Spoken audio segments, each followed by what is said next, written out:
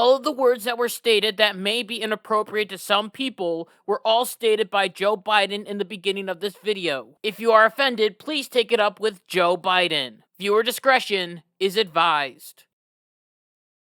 In a world where politics is extremely boring, in a world where the president is a walking corpse, one man has to find the good in it all. This means that he must suffer by watching hours and hours of Joe Biden clips until he finds something that fascinates him. Joe Biden messing up his speeches and saying something that he doesn't mean to. Oh my word, I have to find it. Where is it? I can't find it anywhere. Where is it? Oh, here it is. The challenges Europe and the United States must take on together is broad and complex. And I'm eager to hear next. This was just one piece of golden proof that Joe Biden is slowly starting to decline. However, there was more for Kyle Dockery with the Dockery Docket to find. Oh wow, here's another one. Nazi sympathizers carrying Nazi flags. That makes two. But his journey wasn't complete yet. He was still looking for one more. One of them that would knock him off of his seat and make him laugh so hard that he almost cried. A mess up that was so bad that no one even talked about it until this very moment that this trailer is being released. It is Joe Biden's greatest mess up of all time. We kept our commitment, Democrats and Republicans, of sending $1,400 rescue checks to 85% of American households. Rescue sex. Joe Biden just said rescue sex. Yes! I found it! Finally! I found it! After all these years of searching! I found it!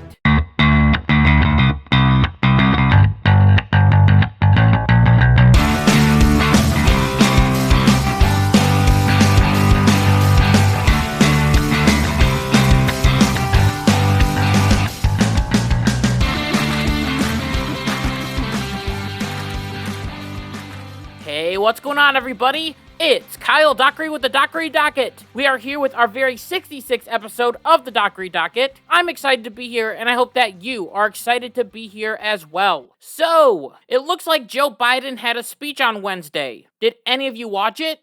No, I didn't think so. As on Wednesday, Joe Biden sort of had a State of the Union address. I say sort of because both bodies of the House and the Senate were not there due to COVID-19 restrictions. Along with these different restrictions, everyone had to stay 6 feet away from each other and multiple chairs apart, and even have their masks on, even though every single person in that chamber was already vaccinated. Along with this, even Joe Biden, the most protected person from COVID-19, came in with a mask on. And at this moment right here, it looks like Joe Biden asked Nancy Pelosi if he could take off his mask. It's hard to hear, but he kind of mumbles something to Nancy Pelosi like, I can take off my mask now, I think. I watched it about 20 times, but if you hear something different, let me know. Anyway, the truth is that I didn't want to watch any of this speech at all, because I knew that it was going to be boring. I knew that there was going to be a lot of mumbling and irrational thoughts about how government should run. However, the speech followed a certain theme, which was the government is your best friend, and they are going to spend so much money that your grandkids will have nothing. And I, Joe Biden, am the savior of the universe. This theme was front and center, as Joe Biden unleashed a list of new plans that he hoped Congress would pass. The first one was the American Jobs Plan, which is reported to have a price tag of $2.7 trillion. That's right, I'm saying trillion. That's with a T. This bill's main focus will be on infrastructure, but it is also full of other crap as well, like raising taxes, which we will talk about later. And there are also some other measures in the bill that will help prevent climate change. So basically, it is a big waste of money. Anyway, the second plan that Joe Biden mentioned was the American Families Plan, which will cost a total of $1.8 trillion. This bill will help give everyone free college. It will also give everyone free or low-costing childcare. And it will also expand the Affordable Cares Act. Basically, both of these plans are throwing money at a thing and hoping that it will be fixed. A thing that we have tried before. Just take a look at the Great Society under LBJ, and also the wars in the Middle East. Now, when we combine all of these different spending plans that Joe Biden wants to push, And we include the $1.9 trillion COVID relief bill that gave Americans, according to Joe Biden, $1,400 in rescue checks. Nice. We get a grand total of $6.4 trillion that Joe Biden wants to spend. Because we have to do more than build back better, we have to build back better. Right, Joe? We have to do more than just build back better. We have to build back better. Now, some people on the left will complain and say things like, well, George Bush spent money, and Donald Trump spent money while in office. As a quote from a U.S. News article points this out perfectly, as they claim, Republicans on Capitol Hill, though they themselves added to the debt with the George H.W. Bush era Medicare Part D and the Donald Trump era $2 trillion tax cuts, have criticized Biden's approach as too expensive, saying that the plan will ultimately break the budget. Yes, this is 100% true, as both of these presidents spent money on things that maybe we didn't really need that much. However, they failed to mention that Joe Biden is planning to spend $6.4 trillion in his first 200 days in office. Trump spent a lot, but he did it in a total of 4 years. Bush spent a lot, and he did it in a total of 8 years, meaning that this $6.4 trillion in new spending could be just the tip of the iceberg. What if down the road Joe Biden wants to add another relief bill that will cost $1.6 trillion? What if another pandemic happens and we have to spend more money? All this money can't just appear out of thin air. Someone has to pay for it. This is the biggest problem for Joe Biden, as he wants all this huge, big old government spending, but there is no way to afford it. To make matters worse, if Joe Biden were to pass all of this spending, then the national debt would increase by 4.72%, which is, yes, a lot of money added onto our already massive debt. According to Joe Biden, and also the left, the best plan of action is to tax the rich, which is exactly what Joe Biden is going to do by proposing a Made in America tax plan, or as I like to call it, a rich people are bad tax plan. With this plan, the top tax bracket, including the evil 1%, get their taxes raised to 39.6%, instead of what Trump proposed, 37%. This means that anyone making $400,000 or more will get a tax hike. Along with this, Biden also wants to double the capital gains tax, which is a tax on profit from the sale of property or an investment, from 21% to 28%.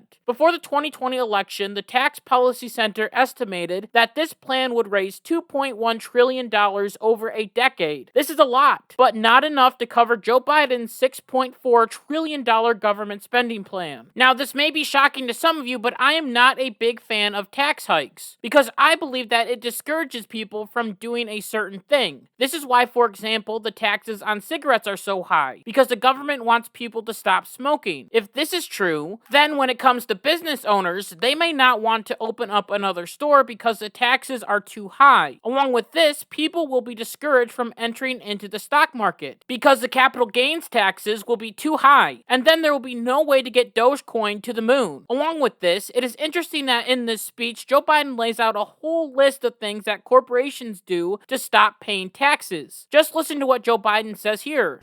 A lot of companies also evade taxes through tax havens in Switzerland and Bermuda and the Cayman Islands.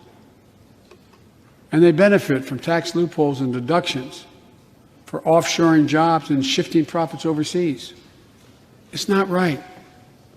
We're going to reform corporate taxes so they pay their fair share and help pay for the public investments their businesses will benefit from as well. All that he said was that this stuff was wrong, and it is true. I think that it is terrible for a company to move their business to Switzerland or to Mexico. However, Joe Biden doesn't give the business any punishment if they just so happen to do this, meaning that if the taxes go up, the rich and the multi-million-dollar corporations will more than likely leave. They have the money to do it, and they won't be punished by Joe Biden or the American government. Joe Biden continues on this mumble train talking about taxes and money, and at this point he starts talking to people that disagree with the idea of increasing taxes. Well, that's good for me. I don't agree with that. I'm ready to hear it, Joe. What's your best argument? When you hear someone say they don't want to raise taxes on the wealthiest 1% or corporate America, ask them whose taxes you want to raise. Instead, who's are going to cut? Whose taxes do I want to raise? Here's a crazy idea. What if no one gets their taxes raised and people are able to keep their hard-earned money? What about instead everyone gets a tax cut and we tell Grandpa Joe that he can't spend so much money, and that's the whole point here. America has been in a never-ending loop of low taxes and high spending, and this has happened for both Democratic presidents and Republican presidents. And this leaves us with a situation. Are we going to either raise taxes on everyone, or are we going to cut our spending? To me personally, I believe that the way that we fix this is by cutting spending, because the American government spends so much money on worthless stuff that we don't even care about. Like, did you know, for example, that back in 2018, there was a study by the United States government to see how cocaine affects the sex habits of quail? Do you want to know how much that cost the US taxpayer? $355,933. Our money is being flushed down the toilet. And do you really trust Joe Biden to spend $6.4 trillion correctly?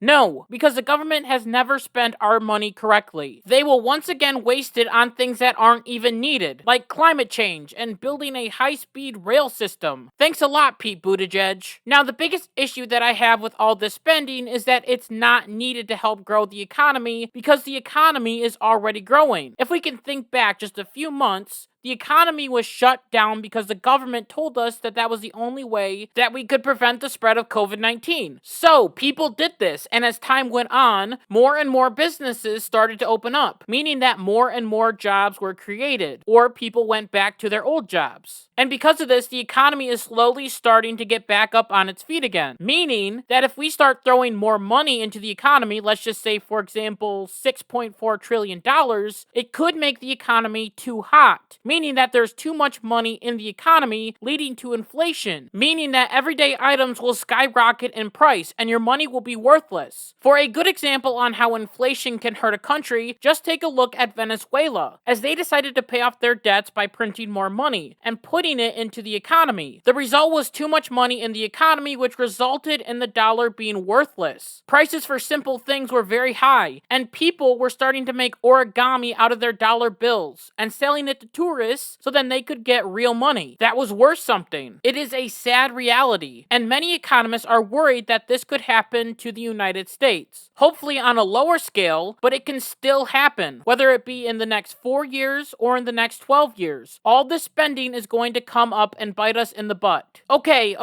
that's enough talking about Joe Biden and his idea of putting us all in debt, because Joe Biden talked about other radical things as well, as it seemed like Joe Biden decided to put all of his happy-go-lucky America's great stuff at the very beginning of his speech, and then he became more and more radical as the speech went on and on and on and on. As during this address, Joe Biden started talking about gun violence and claimed that it was becoming an epidemic. Now, if you remember, we as Americans have just been through an epidemic, with the definition being a widespread occurrence of an infectious disease in a community at a particular time. So unless the gun can give you the flu, then yes, it is an epidemic. If not, then no epidemic in sight. And this is the problem with the Democratic Party right now, as they're claiming that everything is an epidemic. Racism is an epidemic. Sexism is an epidemic. And of course, gun violence is an epidemic. They keep using this word, but I don't think they know what it means. Anyway, Joe Biden went further with this rhetoric and started to talk about how he has talked to hunters about guns, and they all came to the conclusion that you don't need 100 rounds in a clip. Just listen to this. It's pretty funny. Talk to most responsible gun owners and hunters. They'll tell you there's no possible justification for having 100 rounds in a weapon. What do you think, deer are wearing Kevlar vests? This line right here shows how out of touch the Democrats are when it comes to guns. Of course the deer isn't wearing a Kevlar vest, but do you know who might be wearing one? A criminal. Maybe you don't need 100 rounds, but this idea that guns are only for hunting is stupid, because there's a need for self-protection. Joe Biden and everyone in that chamber should know this, as there were people that were there with guns that protected the Capitol building when those idiots stormed it. Along with this, Joe Biden has been protected by guards that have guns for a very long time. Joe Biden finished talking about guns by going off about how no amendment is absolute, which is a very scary statement, and makes me wish that we could get rid of the 16th Amendment so then we don't have to pay taxes anymore. The fact is, the Founding Fathers said shall not be infringed, and the government should not be the only ones with guns. Along with guns, white supremacy is an epidemic as well. Now, it is interesting how Joe Biden worded this, as he talks about white supremacy and then jumps straight into the killing of George Floyd. Just take a listen to this. Those of you in the intelligence committees, the foreign relations committee, defense committees, you know well we have to remain vigilant against the threats to the United States wherever they come from. Al-Qaeda and ISIS are in Yemen, Syria, Somalia, other places in Africa, in the Middle East, and beyond. And we won't ignore what our intelligence agencies have determined to be the most lethal terrorist threat to the homeland today. White supremacy is terrorism. We're not going to ignore that either. My fellow Americans, look, we have to come together to heal the soul of this nation. It was nearly a year ago before her father's funeral when I spoke with Gianna Floyd, George Floyd's young daughter. She's a little tyke, so I was kneeling down to talk to her so I could look her in the eye. She looked at me, she said, "My daddy changed the world."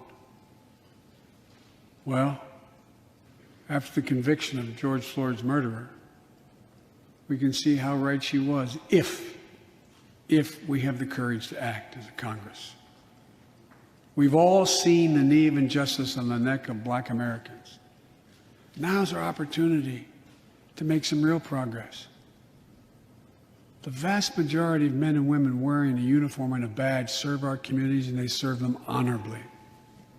My main question on this part of the speech is, was he claiming that the police are white supremacists, or is he just calling out white supremacy terrorism? Because I believe in the latter. White supremacy is terrorism, and it definitely should be rooted out of our society. However, I believe that this idea of equating systemic racism and white supremacy is dangerous, as once again it will make Black Americans not trust the police, because they will assume that they are just going to shoot them. Joe Biden is once again falling into the white versus Black narrative that we talked about last week. If you haven't checked out that episode, make sure to go check it out. Also, fun fact about that episode, it was age restricted to 18 plus. Which is extremely ironic because in that episode I talked about the riots and how the media was calling them peaceful, and then I got restricted for showing violence. So the riots were violent, I guess. That has absolutely nothing to do with Joe Biden's speech or what he's talking about, but I just find it very, very interesting. Anyway, for this section, it was good that Joe Biden actually did say that some police were very good people, but still, saying white supremacy and then talking about police reform wasn't really a good thing, I don't think.